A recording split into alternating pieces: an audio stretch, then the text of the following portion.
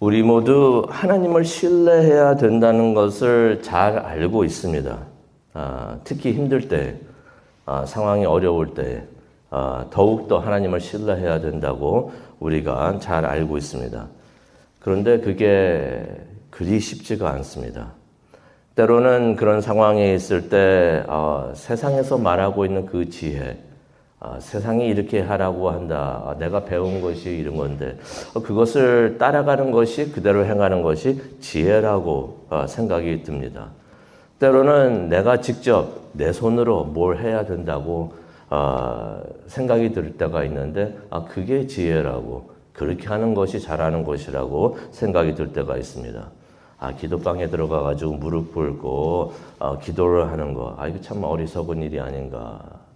그거 안 될 텐데 라고 생각이 들 수도 있습니다.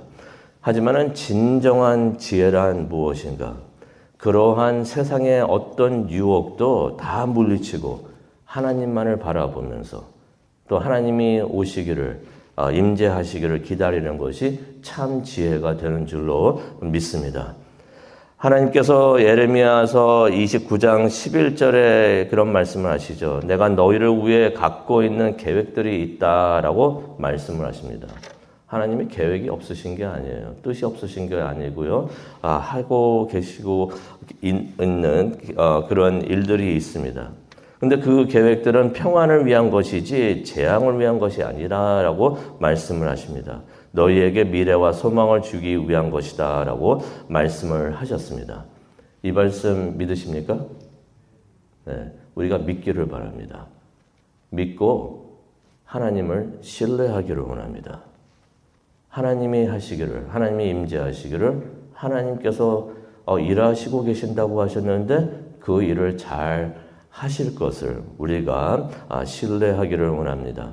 근데 우리가 하나님을 진짜 믿고 신뢰한다면은 우리가 하나님을 기다릴 수 있어야 합니다. 왜 그렇습니까? 하나님은 절대로 늦으시는 적이 없습니다. 아멘? 네. 때로는 우리가 그런 생각이 들어요. 지금 당장 하나님께서 이거 하셔야 되는데 왜 아무 일도 안 하고 계시나? 일하고 계세요. 일하고 계시고 절대로 늦게 오시지 않습니다. 항상 정시에. He's always on time. 가장 완벽한 때에 하나님의 시간에 우리를 돕기 위해서 우리에게 임하시는 줄로 믿습니다. 그러면 하나님께서 1절에 이런 말씀하십니다. 나는 시온을 위해 잠잠히 있지 않을 것이다 라는 말씀을 하십니다. 나는 예루살렘을 위해 조용히 있지 않을 것이다 라는 말씀을 하십니다.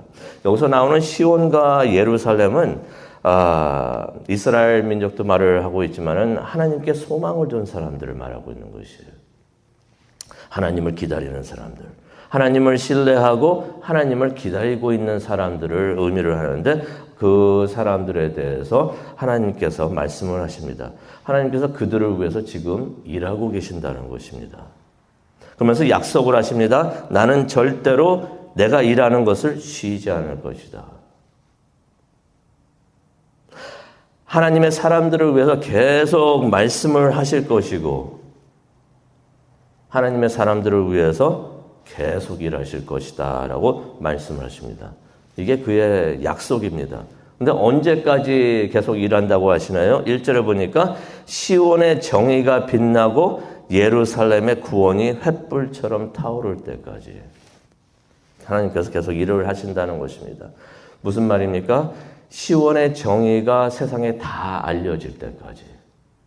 지금은 그렇지가 않은데 그때가 올 것이라는 것입니다. 시온이 오랐구나. 시온의 정의가 세상에 다 알려지고 그의 사람들이 다 완전히 구원을 받을 때까지, 하나님의 사람들이 다 구원을 받을 때까지 계속해서 하나님께서는 그들을 위해 일하실 것이다 라고 말씀을 하십니다. 하나님의 계획은요, 하나님의 사람들이 다 구원받는 것입니다. 아멘? 세상 사람들이 다 구원받는다는 게 아니고요. 하나님의 사람들이 다 구원받는 것. 그 계획이, 그 뜻이 다 이루어질 때까지 하나님께서는 일하시는 것을 절대로 멈추지 않으신다고 하십니다. 이 말씀 우리가 가만히 묵상해 보면은 전율을 느끼게 해주시는 하나님의 말씀이 아닌가 생각이 듭니다.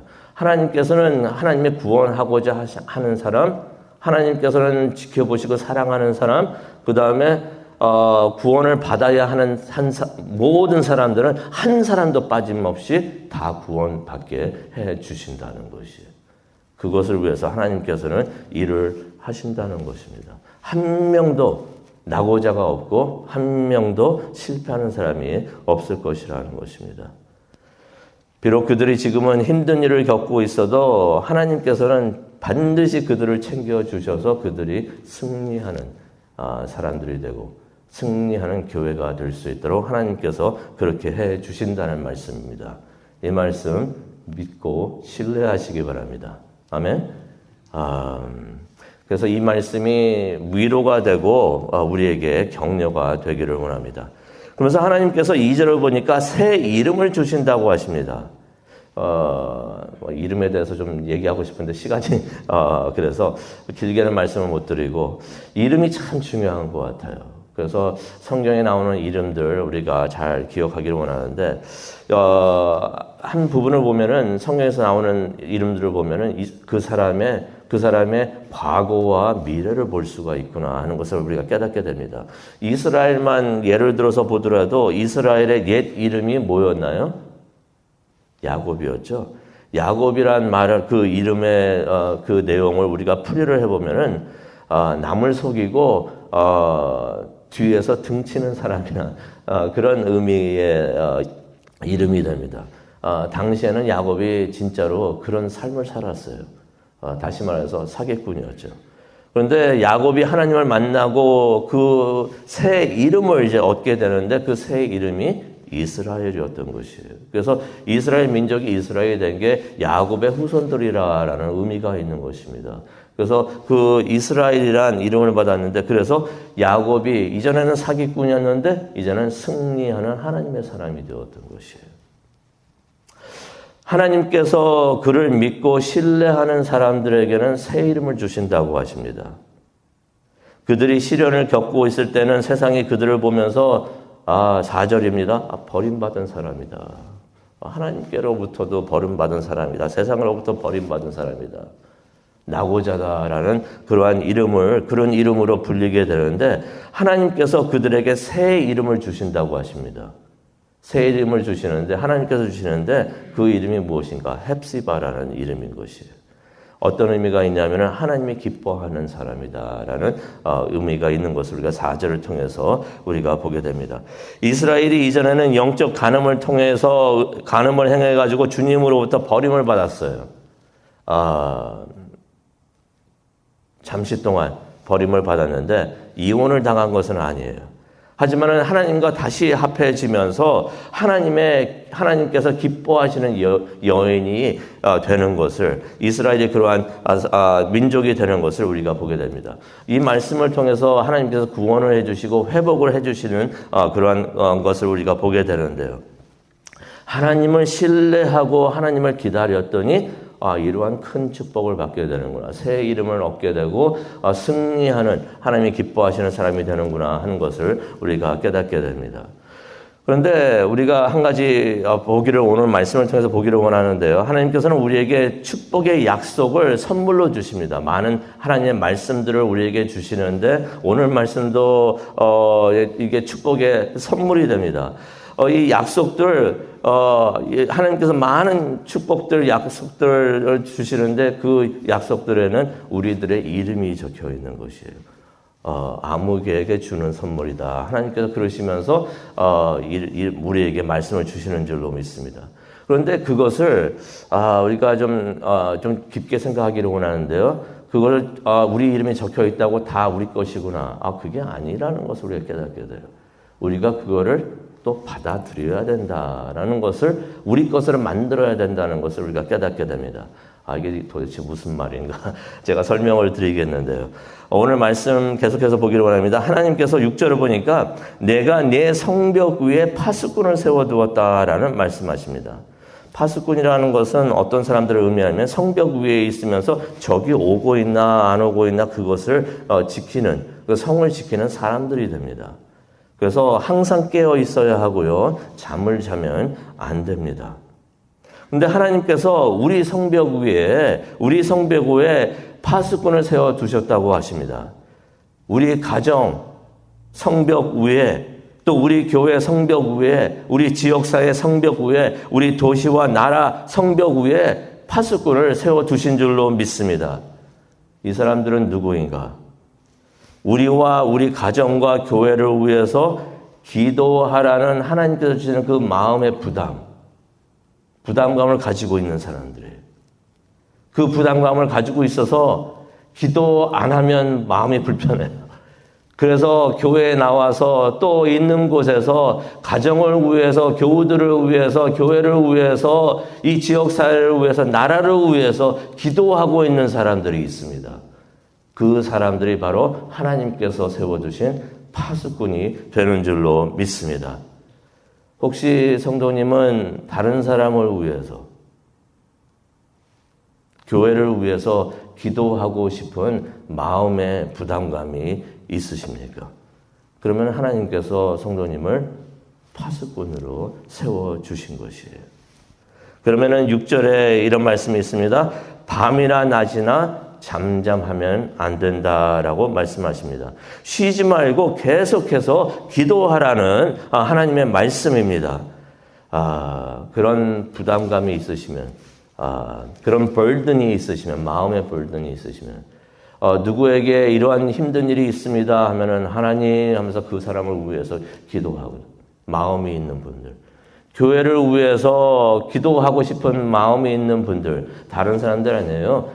그런 부담감이 있어가지고, 부담이 있어서, burden이 있어서 실제로 기도하고 있는 사람들, 그 사람들이 바로 그런 마음이 있으면은 축하드립니다. 하나님께서 세우신 파수꾼이십니다. 감사합니다.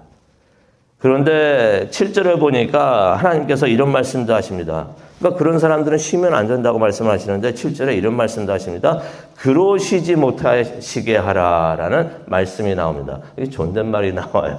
존댓말이 나오니까 이게 딴 사람들을 말하는 것 같지는 않은데 그로 쉬지 못하시게 하라. 누구를 말씀을 하고 있는 걸까요?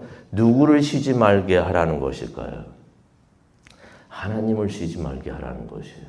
파수꾼도 쉬지 않게 해야 되는데 하나님도 쉬지 말게 하라는 말씀이 있습니다. 하나님께서 하시는 말씀이에요. 근데 하나님께서 말씀하시면서 하나님이 쉬지 못하도록 그렇게 하라라는 말씀을 하십니다.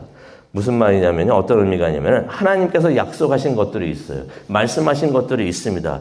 그것들을 다 이루시기까지 우리가 하나님께 기도하는 것을 멈추지 말라는 것이에요. 7절을 보니까 예루살렘이 세워지고 찬송을 받게 하시기까지 그를 쉬지 못하시게 하라라는 말씀이 있습니다. 하나님께서는 예루살렘을 구원하신다고 말씀을 하셨어요. 그대로 이루어질 줄로 믿습니다. 하나님께서 그렇게 하실 줄로 믿습니다. 하나님께서는 약속을 하신 것이에요. 그런데 하나님께서 뭐라고 말씀하십니까? 그 약속이 이루어지는 그 순간까지 그것을 위해서 기도하라 라고 하나님께서 우리에게 말씀을 하시는 것입니다. 하나님께서는 이스라엘에게 구원의 약속을 주셨어요. 그 약속은 선물이 되는 줄로 믿는데 그 선물을 실제로 얻기 위해서는 계속해서 우리가 기도함으로써 그 선물을 받아야 한다는 것이 하나님께서 말씀을 해주고 계시는 것입니다. 여기에 큰 진리가 있지 않은가 생각을 해봅니다. 하나님께서 말씀하신 그러한 은사나 축복이나 은혜 그 모든 것을 받는 신비한 진리가 여기에 있습니다. 하나님께서 주신다고 또 주시는 것을 우리가 우리도 우리 것으로 만들어야 하는구나 하는 것을 깨닫게 되는 것이에요. 하나님께서 많은 축복을 약속을 하셨는데 그 축복들에는 우리의 이름이 있어요. 성탄절이 이제 다가오고 있는데 크리스마스 트리 밑에 선물들이 준비가 됩니다. 그 선물들에는 이름이 적혀 있어요. 누구에게 가는 축복이다. 그 선물이라고서 기억이 되어 있는데 하지만은 우리가 그것을 여는 순간까지 우리의 축복이 우리의 선물이 아닌 될 수가 있는데 하나님께서 많은 하나님의 말씀을 축복으로 선물로 주시는 줄로 믿습니다. 성도님의 이름이 적혀 있어요. 하지만 그것을 받아야 된다는 것입니다. 그것을 클레임해야 된다는 것. 이게 내 것이다 라고서 그것을 우리가 붙잡아야 된다는 것입니다. 적극적으로 그냥 기다리는 것이 아니라 그냥 오는 것이 아니라 그걸 붙잡고 클레임을 해야 된다는 것이에요. 어떻게 한다고요? 기도해야 됩니다. 그것을 위해서. 기도해야 되는 줄로 믿습니다. 그것을 하나님께서 지금 7절을 통해서 말씀을 하고 계시는 것이에요. 하나님의 나라는 임하시게 되어 있습니다. 아멘. 하나님의 나라는 우리가 무엇을 하든 반드시 임하십니다. 그게 하나님의 뜻이고 하나님의 계획인 것이에요. 그런데 예수님께서는 그것을 위해서 기도하라. 하나님께서 이미 하실 것인데 예수님께서는 또 그것을 위해서 기도하라고 하십니다. 그래서 마태복음 6장 10절에 그런 말씀, 이렇게 기도하라고 말씀하시죠. 주의 나라가 임하게 하시고 주의 뜻이 하늘에서와 같이 땅에서도 이루어지게 하소서. 하나님께서는 이미 하신다고 하셨는데 그것을 위해서 계속해서 기도하라고 하시는 것입니다. 오늘 이 말씀 우리가 기억을 하면서 기도하는 시간을 갖기를 원하는데요. 하나님께서는 우리를 위해서 쉬지 않고 지금도 일하고 계십니다. 그리고 많은 은혜를 축복으로 선물로 이제 내려주실 것인데요. 우리가 그것이 이루어질 수 있도록 반드시 이루어지지만 그것을 위해서 기도를 하라고 하셨으니 우리가 그것이 이루어질 수 있도록 우리가 기도하기를 원합니다. 다시 말해서 그것을 위해서 기도하는 사람들이 기도하는 파수꾼들이 되겠죠. 우리가 기도하는 파수꾼들이 되기를 원합니다. 나 자신을 위해서, 가정을 위해서, 교회를 위해서 기도하는 파수꾼들이 필요합니다. 파수꾼들이야말로 하나님의 뜻을 이루는 하나님의 사람들이 아닌가 생각이 되는데 부탁드리고 싶습니다. 오늘 이 자리에 나와서 기도하고 계시는 모든 성도님들 하나님이 세워두신 파수꾼이 되어주시기를 바랍니다. 우리 교우님들을 위해서, 우리 가정들을 위해서, 교회를 위해서, 나라를 위해서 기도하는 파수꾼들. 하나님께서는 임하시지만은 하나님이 임하시는 것을 위해서 기도하고 쉬지 말고 기도하라고 하셨는데 기도하는 파수꾼들이 되어주시기를 바랍니다. 또 온라인으로 함께 하시는 분들이 계십니다. 성도님들이 파수꾼이십니다. 우리 교회를 위한 파수꾼이 되어주시기를 바랍니다.